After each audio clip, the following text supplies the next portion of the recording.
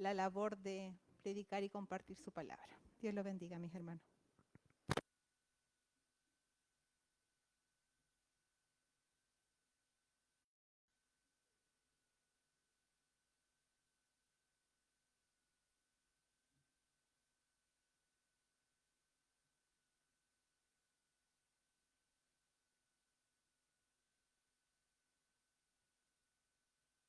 Buenas tardes, hermanos, que el Señor les bendiga en esta hora de la tarde a cada uno de ustedes.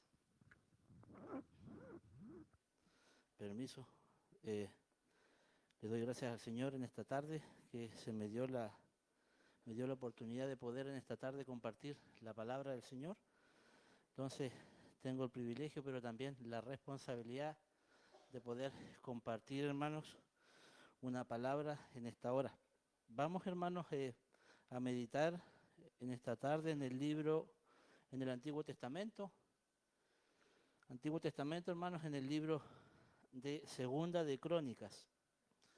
Antes que empiece a predicar, quisiera hacerles una pregunta, o que piensen allí ustedes en la persona más difícil que ustedes conozcan o crean que esa persona jamás podría convertirse al Evangelio. No sé si más de alguno ya tiene alguna persona en mente que dice, no, a ese ni Dios lo salva. Hoy día, hermanos, quiero dejarles con esa pregunta y gracias, amor. Eh, y que podamos recordar, hermanos, que para Dios no hay nada imposible. No hay nada imposible, hermanos. Entonces, a modo de introducción, hermanos queridos, la historia del cristianismo, hermanos, está llena, hermanos, de testimonios de muchas personas y de testimonios impactantes, hermanos, de gente, de personas que vivieron inmersas, sumergidas en la crueldad, vivieron, hermanos, en el crimen, eh, vidas llenas de violencia. También, hermanos, eh, en, en- en una completa y en una total corrupción moral, gente depravada y una destrucción moral tremenda. Y que luego, hermanos, estas personas experimentaron un giro radical cuando se convirtieron a Cristo. Entonces, hoy día, hermanos, vamos a considerar, a modo de ejemplo, algunos ejemplos, a modo de introducción. Por ejemplo, ¿quién conoce a Nicky Cruz o quién ha oído hablar de él? Nicky Cruz, hermano, fue un despiadado líder de una pandilla en los Estados Unidos. La pandilla se llamaba los Mau Maus. Ya este hombre, esta pandilla era una de las más violentas en Nueva York en los años 50, criado en un entorno de brujería en Puerto Rico. Sus propios padres lo llamaban hijo de Satanás. Imagínense cómo le decían sus padres. Él vivía para pelear, apuñalar, robaba, declarando que él era un hombre sin sentimientos, una persona completamente implacable. Ya él fue confrontado persistentemente por el amor de Dios a través de un predicador que llegó a esa zona y empezó a predicar, que era David Wilkerson. Él empezó a predicarle y, y este hombre se convirtió a Cristo. De Cruz se convirtió al cristianismo radicalmente. Este hombre abandonó las armas, estudió teología y se transformó, hermanos, en un evangelista internacional. También está el caso de David Berkowitz, conocido como el hijo de Sam. Fue un asesino en serie, hermano, estadounidense, que aterrorizó, hermano, a la ciudad de Nueva York entre el año 1976 y 1977, matando a 6 personas e hiriendo a muchas otras en ataques brutales que este hombre solía hacer. Mientras cumplía cadena perpetua en la cárcel, este hombre leyó el Salmo 34 y se convirtió leyendo el Salmo 34. Dios le tocó en la cárcel a través de esa palabra, hermano. Y entonces, hermano, en su celda en 1987, este hombre se convirtió al cristianismo y pasó a llamarse a sí mismo como el Hijo de la Esperanza, dedicando su vida a aconsejar y ayudar a otros presos conflictivos en la prisión. Dios después lo utilizó ahí mismo en la cárcel para poder hablarle a otros presos del amor de Cristo. También está el caso de San Agustín. San Agustín de Hipona durante su juventud llevó una vida salvaje, una vida hedonista. Esta palabra hedonista, hermano, proviene del griego hedón, que significa placer. Él era una persona que consideraba el placer y la satisfacción personal como el objetivo más importante de su vida. San Agustín, ¿ya? Buscando maximizar todo lo que era el goce, el disfrute, el deleite y también tratando de evitar el dolor. También llevaba una vida destructiva, hermano, sumergido en vicios, ambición desmedida, metido en sectas heréticas. Y tras años de excesos morales, hermano, su conversión radical lo transformó en uno de los teólogos, filósofos y también pensadores, hermano, más puros y respetados de la historia universal. También no puede no estar en esta lista Saulo de Tarso. Saulo de Tarso, hermano, un perseguidor implacable de la primera iglesia en sus inicios, un hombre muy violento, participaba activamente de los arrestos y de cada una de las detenciones de los hermanos. Ya este hombre estuvo ahí presente cuando Esteban, el primer diácono de la iglesia, fue apiedrado y él consentía en su muerte. Ya él, tras encontrarse con el Cristo glorificado, hermanos, camino a Damasco para perseguir a más cristianos allá, tuvo un encuentro con el Señor y el Señor lo transformó. Entonces esta persona, el apóstol que ahora es conocido como el apóstol Pablo, fue el misionero más grande de su época, después que tuvo su encuentro personal con Dios, con Cristo, y también escribiendo gran parte del Nuevo Testamento. Y así, hermanos, podríamos pasar toda la tarde hablando de casos de personas que se han convertido al Señor, que se han vuelto de sus malos caminos, que se han hastiado de su vida, de vivir en pecado, y que han rendido su vida a Cristo teniendo cambios radicales y cambios profundos, hermano. Entonces, hermano, quiero que hoy día podamos entender de que no existe, hermano, una persona que esté tan alejada de Dios que el Señor no la pueda alcanzar. No existe una persona que esté en tanta tiniebla o en tanta oscuridad que Dios no pueda llegar con su mano de amor, con su mano de gracia y con su mano de misericordia para rescatarla de allí, hermano. ¿Ya? Su gracia, la gracia, hermano, y la misericordia del Señor son suficientes para salvar hasta el más vil de los pecadores que se arrepienten, hermanos, de todo corazón de su maldad, que reconocen su pecado y que se arrepienten, hermanos. Y hoy vamos a ver, hermanos, un ejemplo de esa misericordia y de ese perdón. Y también, hermanos, vamos a conocer un poco más a nuestro Dios. Vamos al libro Segunda de Crónicas, hermano, capítulo 33. Vamos a hablar sobre un rey. Sobre un rey. Segunda de Crónicas, capítulos 33. En adelante vamos a leer hasta el versículo 7. Y dice así, hermano, nos ponemos de pie cuando lo encuentren en reverencia a la palabra. Y dice así la palabra del Señor. Reinado de Manasés. De 12 años era Manasés cuando comenzó a reinar, y 55 años reinó en Jerusalén. Pero hizo lo malo ante los ojos de Jehová, conforme a las abominaciones de las naciones que Jehová había echado delante de los hijos de Israel. Versículo 3, porque él reedificó los lugares altos que Ezequías su padre había derribado, y levantó altares a los Baales, e hizo imágenes de acera, y adoró a todo el ejército de los cielos, y les rindió culto. Versículo 4 dice, edificó también altares en la casa de Jehová, de la cual había dicho Jehová, en Jerusalén estará mi nombre perpetuamente. Edificó asimismo altares a todo el ejército de los cielos en los 2 atrios de la casa de Jehová. Versículo 6, y pasó sus hijos por fuego en el valle del hijo de Hinnom, y observaba los tiempos, miraba en agüeros, era dado a adivinaciones y consultaba a divinos y encantadores. Y después lo que sigue dice, se excedió en hacer lo malo ante los ojos de Jehová hasta encender su ira.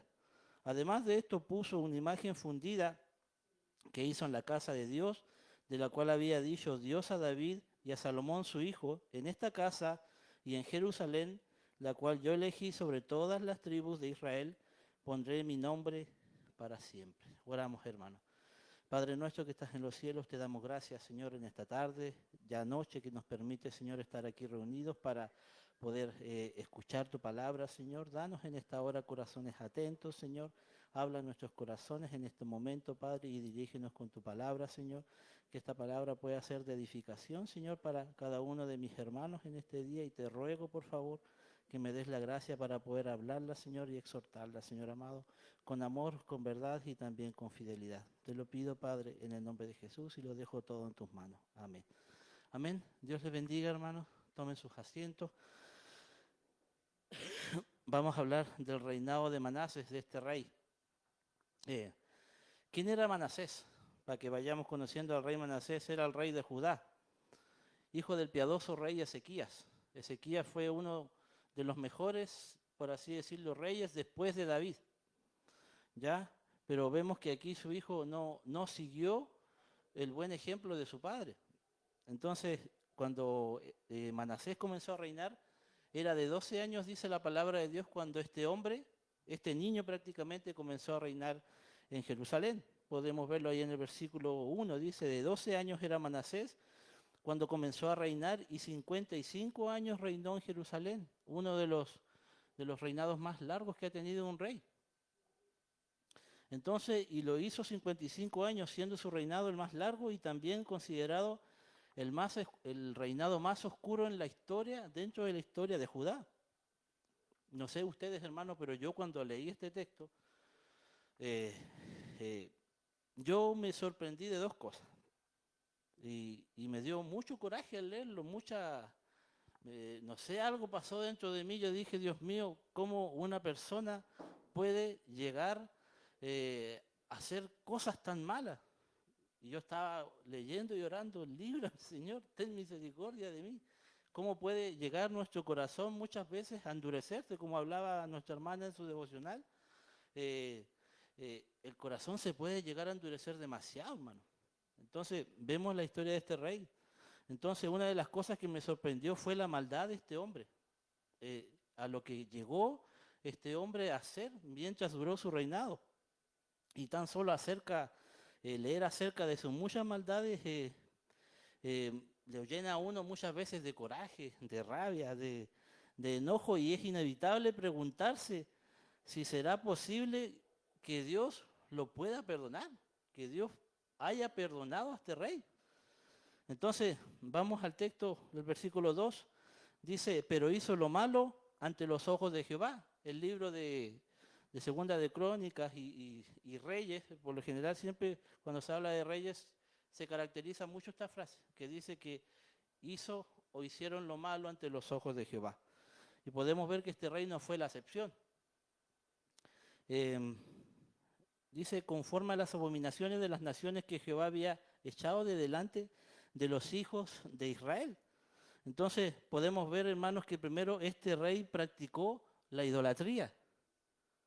Practicó la idolatría porque dice el versículo 3, dice, porque reedificó los lugares altos que Ezequías su padre había derribado. El reinado de Ezequías se caracterizó, él botó todos los altares de idolatría dentro de Jerusalén. Pero vemos que su hijo lo volvió a levantar, volvió a reedificar todo lo que su padre había levantado. Y también nosotros en esta vida, hermanos, nosotros podemos levantar cosas que Dios ya nos ha quitado. Entonces tratemos de no levantar aquellos altares de idolatría en nuestra vida, hermano, que Dios ya quitó. No seamos como este rey, que dice que él reedificó los lugares altos que Ezequías su padre había derribado. Y dice, y levantó altares a los Baales, e hizo imágenes de acera, y adoró a todo el ejército de los cielos, hermanos, dice, y les rindió culto.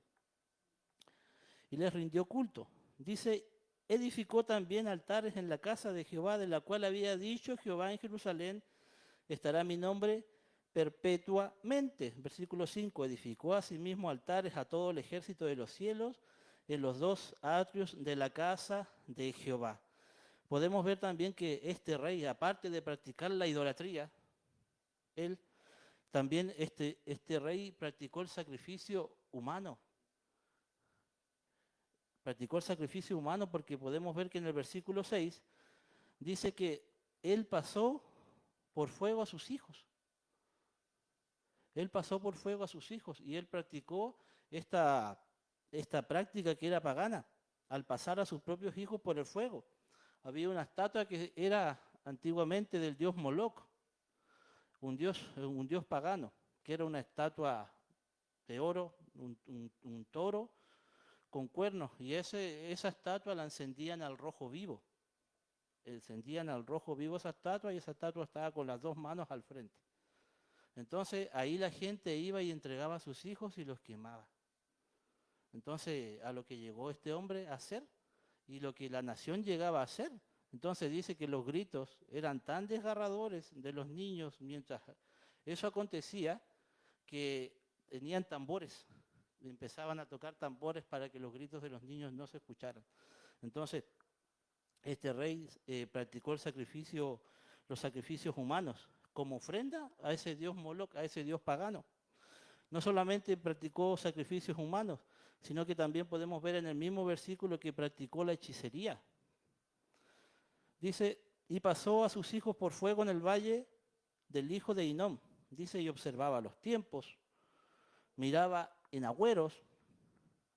Dice, era dado a adivinaciones y consultaba a adivinos y encantadores. Podemos ver ahí que este hombre observaba los tiempos, miraba las estrellas, los planetas, todas las cosas que estaban en el cielo. Dice que era dado a agüeros. Los agüeros eran personas que buscaban presagios o buscaban señales o pronósticos supersticiosos sobre el futuro. Querían ver el futuro en agüeros, qué era lo que iba a acontecer. Si iba a haber cosas de buen augurio o si iba a haber cosas, si le iba a ir bien o si le iba a ir mal. Ya visitaba encantadores. Un encantador es una persona que realiza hechizos o encantamientos. Imagínense, hermano, adivinos, persona que predice el futuro, revela secretos, etcétera. Podemos ver que este hombre también practicó la hechicería. Era dado a agüeros, observaba los tiempos, era dado a adivinaciones y consultaba a adivinos y encantadores. Y después el versículo dice, se excedió este hombre en hacer lo malo ante los ojos de Jehová hasta encender su ira, hermanos. Podemos ver que otra cosa que hizo este rey, podemos verla en el versículo 7, que este rey también profanó el templo que era la casa de Dios, que era la casa del Señor. Y él dice, además de esto, puso una imagen fundida que hizo en la casa de Dios, de la cual había dicho Dios a David y a Salomón su hijo, en esta casa y en Jerusalén, la cual yo elegí sobre todas las tribus de Israel, pondré mi nombre para siempre. Entonces este rey puso estatuas de imagen fundida dentro de la casa del Señor y él también profanó el templo. Y este hombre al poner esas imágenes dentro, él ofendió deliberadamente a Dios. Sabía que estaba ofendiendo a Dios y aún así lo hizo. Eso se llama pecado deliberado. Hay pecados de ignorancia, pero también hay pecados que la gente hace sabiendo que es malo.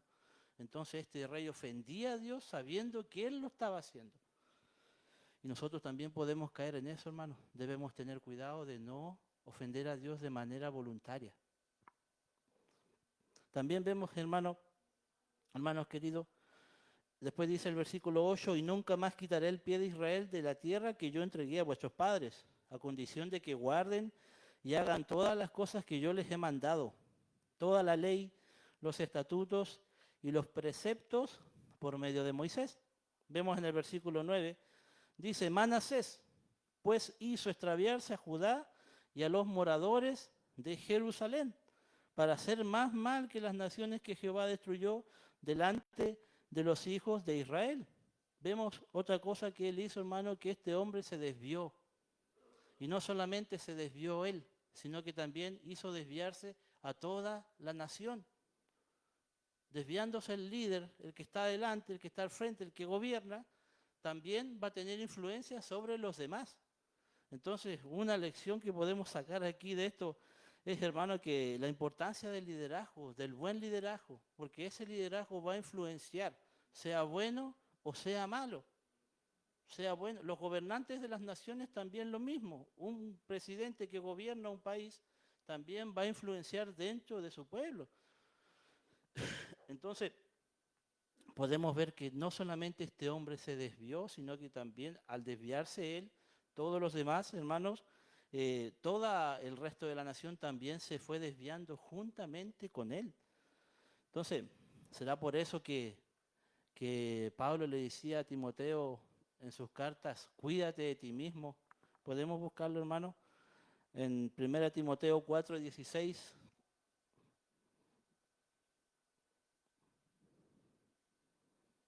Primera de Timoteo, hermanos, 4:16. Pero aquí lo tengo.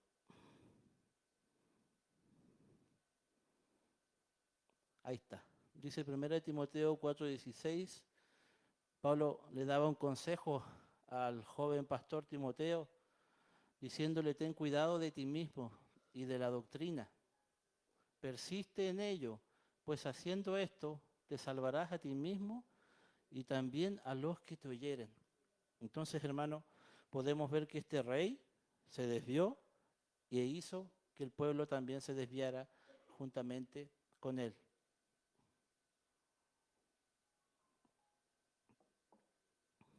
Juntamente con él. También, hermanos, vemos que el Señor le habló.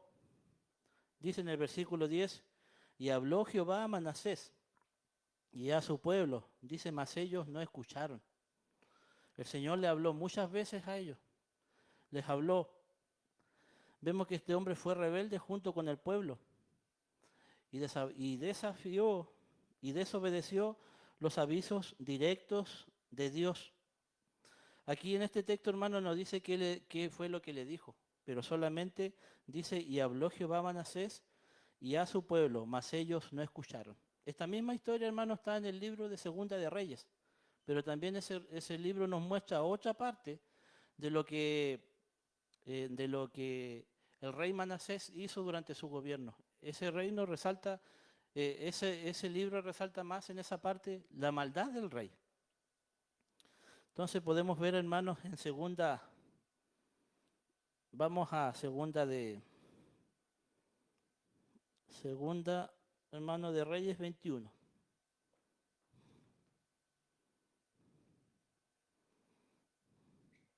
Segunda de Reyes 21, del versículo 9 y en adelante. Segunda de Reyes 21, versículo 9 en adelante. Dice, mas ellos no escucharon, y Manasés los indujo a que hiciesen más mal que las naciones que Jehová destruyó delante de los hijos de Israel. Habló pues Jehová por medio de sus siervos los profetas, diciendo, es un poquito largo, hermano, pero lo vamos a leer, porque es más importante lo que Dios tiene que decir, hermano, a lo que nosotros tenemos que decir. Entonces, dice, por cuanto Manasés, rey de Judá, ha hecho estas abominaciones y ha hecho más mal que todo lo que hicieron los amorreos, que fueron antes de él, y también ha hecho pecar a Judá con sus ídolos. Por tanto, así ha dicho Jehová, el Dios de Israel. He aquí, yo traigo tal mal sobre Jerusalén y sobre Judá, que al que lo oyere le retiñarán ambos oídos. Y extenderé sobre Jerusalén el cordel de Samaria y la plomada de la casa de Acab. Y limpiaré a Jerusalén como se limpia un plato, que se friega y se vuelve boca abajo. Y desampararé el resto de mi heredad y lo entregaré en manos de sus enemigos, y serán para presa y despojo de todos sus adversarios, por cuanto han hecho lo malo ante mis ojos y me han provocado a ira, desde el día que sus padres salieron de Egipto hasta hoy. Podemos ver, hermanos, que eso fue lo que le dijo el Señor a través de los profetas. Y habló Jehová a Manasés y a su pueblo, mas ellos no escucharon. Dice, no escucharon. ¿Cuántas veces el Señor nos ha hablado, hermano? ¿Cuántas veces nos ha hablado a través de la predicación de la palabra? ¿Cuántas veces nos ha hablado cuando alguien nos aconseja? Este pueblo y este rey sabiendo que Dios le hablaba, no escucharon. Entonces podemos ver que él fue rebelde junto con el pueblo y desobedeció, hermano, los avisos directos que Dios le estaba dando. Dice, y no solamente con eso, hermano, para que veamos la maldad de este rey. En este mismo libro, en Segunda de Reyes, el versículo 16 dice, fuera de esto, como si no fuera suficiente, dice, fuera de esto. O como no contento con todo lo que había hecho, siguió haciendo lo malo. Dice, fuera de esto derramó Manasés mucha sangre inocente. Y no solamente, y no fue poca, hermano, dice, en gran manera, hasta llenar a Jerusalén de extremo a extremo, además, dice, de su pecado con que hizo pecar a Judá. Vemos cómo este rey también otra cosa que hizo fue que derramó mucha sangre inocente y no poca. Fue mucha sangre y en gran manera. ¿Ya? Este hombre perseguía a los profetas del Señor. De hecho, dice la historia que este rey fue el que mandó asesinar a Isaías, una de las muertes más crueles, porque lo partieron en dos con una sierra. Entonces a este rey se le atribuye durante su reinado la locura de Manasés, que él mandó a asesinar al profeta Isaías. Imagínense la maldad a lo que llegó este hombre, a derramar sangre inocente. La Escritura dice, 6 cosas aborrece Jehová y aún 7 abomina su alma. Y una de las cosas que Dios aborrece son las manos derramadoras de sangre inocente, hermano. Entonces este hombre derramó mucha sangre inocente. Y podemos ver, hermanos, ya para seguir avanzando, que vino el juicio. Dios le advirtió. Dios le habló. Muchas veces, no solamente a él, sino que también a su pueblo. Pero ellos, dice la Escritura, que no escucharon. Dice, por lo cual Jehová trajo contra ellos los generales del ejército del rey de los asirios, los cuales aprisionaron con grillos a Manasés, y atado con cadenas, dice la Escritura que lo llevaron a Babilonia. Llegaron los asirios a Jerusalén, a Judá, entonces llevaron y capturaron a este rey. Podemos ver el trato de Dios para con Manasés. Después que le advirtió y Manasés y el pueblo no quisieron escuchar, vino el juicio que Dios había prometido y que acabamos de leer en el libro de Segunda de Reyes. Y entonces vemos cómo Dios permitió, hermano, que el rey de Asiria lo capturara, lo encadenara y fuera llevado, hermano, este rey a Babilonia. ¿Cuánto tiempo? No se sabe. Pero aquí viene otra cosa, hermanos, que a mí fue que me sorprendió mucho. Aparte de la maldad de este hombre, también me sorprendió mucho, hermano, la misericordia de nuestro Dios. Para que vayamos conociendo un poco más de Dios y de su misericordia, hermano. Porque uno pensará, ¿Dios perdonará a este hombre? El versículo 12 dice, mas luego que fue puesto en angustias.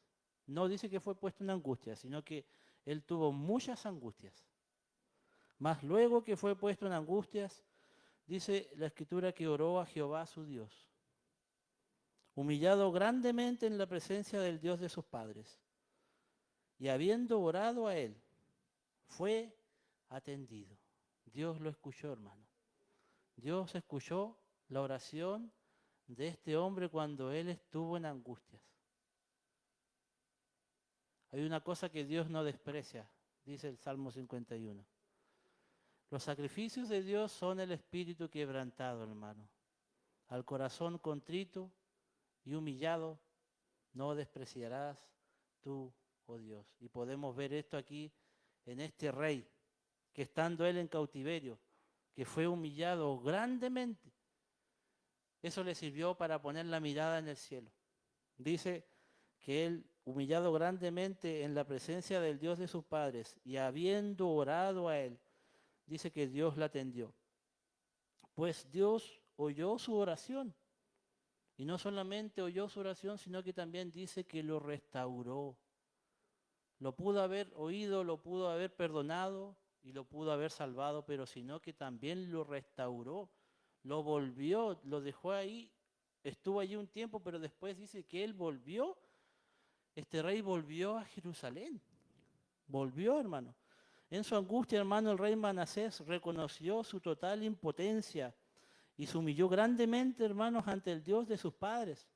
Reconoció, hermanos, según el texto, que Jehová era el Señor, que Jehová era Dios, ya, y también reconoció sus pecados y le pidió perdón al Señor. Por eso yo les hacía la pregunta al inicio, piensen en la persona más difícil que usted crea que jamás podría convertirse al Evangelio, convertirse a Cristo, o que Dios pueda obrar en esa persona. Dios puede orar, hermanos, en cualquier persona, aún la más difícil, aún la más imposible, por así decirlo, porque para Él no hay nada imposible, hermanos, nada.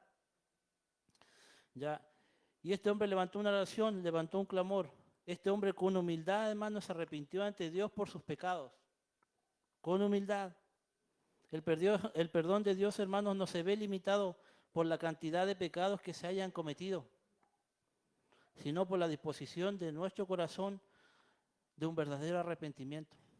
Y este hombre se arrepintió verdaderamente mientras estuvo en cautiverio. Yo creo que pensó todo lo malo que había hecho. Pensó en todo lo malo que hizo. Cuánta gente sufrió. Cómo llevó al pueblo a la idolatría. Cómo llevó a desviarse a la nación. Cómo profanó el templo.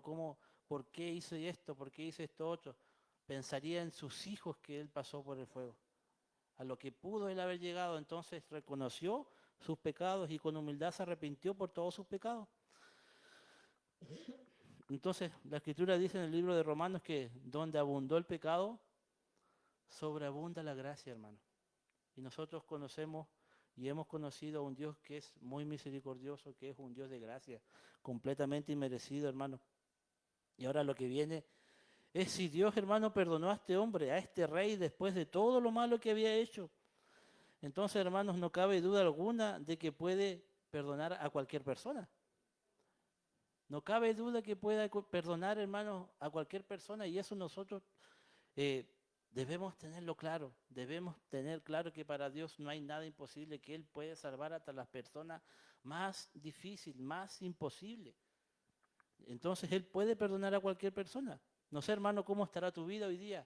Tú que has venido hoy día por primera vez o tú que llevas tiempo aquí, ¿cómo estará tu vida? No sé con cuántas culpas y condenación cargas. Tal vez piensas que Dios está enojado contigo. Más de alguno de nosotros lo ha pensado muchas veces. Dios está enojado conmigo, puede que esté enojado conmigo. Tal vez has hecho cosas malas y piensas que Dios no puede perdonarte o no te va a perdonar. Y en vez de acercarte a Dios, estás huyendo de Él, pensando que Dios te busca para castigarte. Pero hoy día, hermano, tú que oyes también aquí, vengo a decirte que Dios te busca así para bendecirte, no para castigarte. Porque Dios quiere sanar tu vida, Dios quiere salvarte. Dio a su Hijo en la cruz para que tú hoy día puedas recibir ese perdón. Porque Él no quiere que tú ni ninguno de nosotros se pierda, sino que todos procedamos, como dice la Escritura, al arrepentimiento.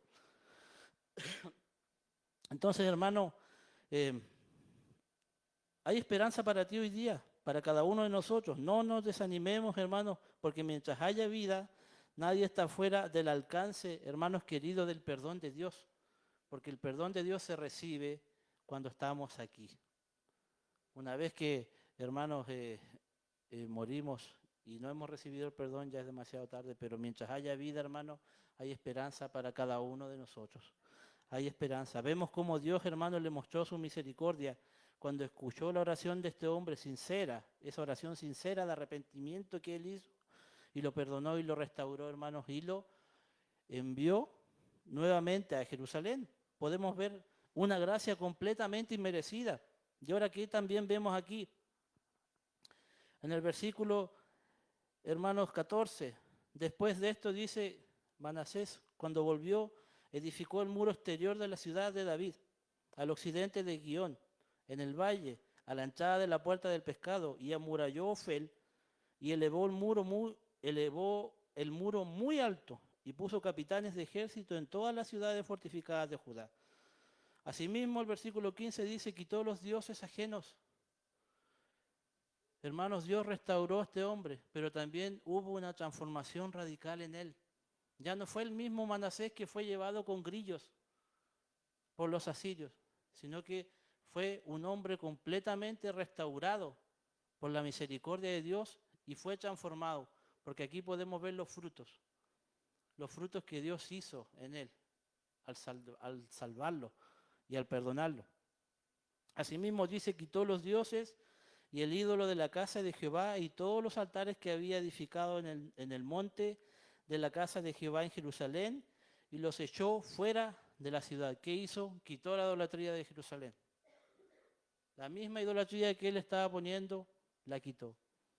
Y hermanos, nosotros debemos quitar toda idolatría de nuestra vida.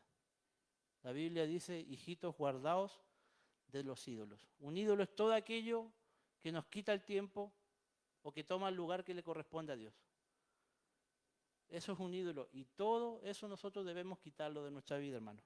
El rey lo primero que hizo al volver fue quitó la idolatría que él mismo había instaurado en aquella nación. Después el versículo 16 dice, reparó luego el altar de Jehová y sacrificó sobre él sacrificios de ofrendas de paz y alabanzas y mandó a Judá que sirviesen a Jehová Dios de Israel.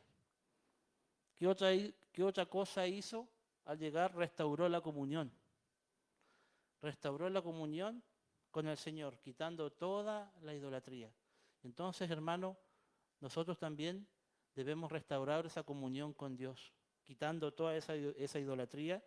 Y después ya no llevó al pueblo por un camino equivocado, sino que después podemos ver que le dice, y mandó a Judá que sirviesen a Jehová, al Dios de Israel, no que sirvieran a los Baales, a las aceras y a todas las cosas que él mismo había hecho desviarse, sino que ahora los envió y los empezó a guiar por el camino correcto.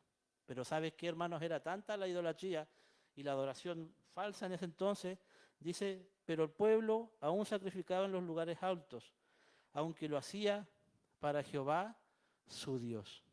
Fue tanto que ahora estaban adorando al Dios verdadero, pero lo estaban haciendo de una manera correcta porque todavía le había quedado eso en ellos de adorar de la manera antigua a la cual la estaban haciendo, hermano. Entonces vemos la transformación en este hombre, su vida cambió y después vivió tratando de enmendar todo el daño y el mal que él había causado. Y hoy, hermanos, ya para terminar, si la gracia de Dios, hermanos queridos, fue suficiente para perdonar los pecados atroces que hizo este rey, porque no fueron cosas livianitas, fueron pecados atroces que llegaron al punto de encender la ira del Señor, hermano, y lo provocaron a ira.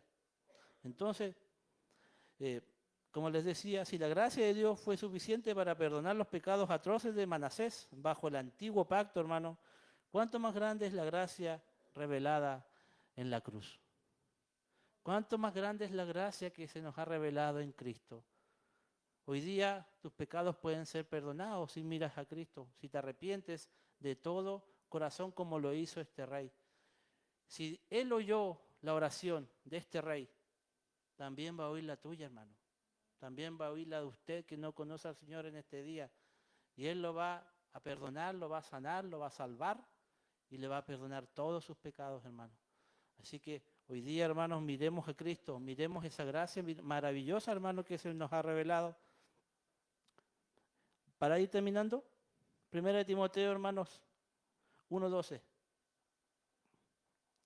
1 Timoteo 1:12. No podemos dejar de leer al apóstol Pablo en este día. 1 Timoteo 1:12.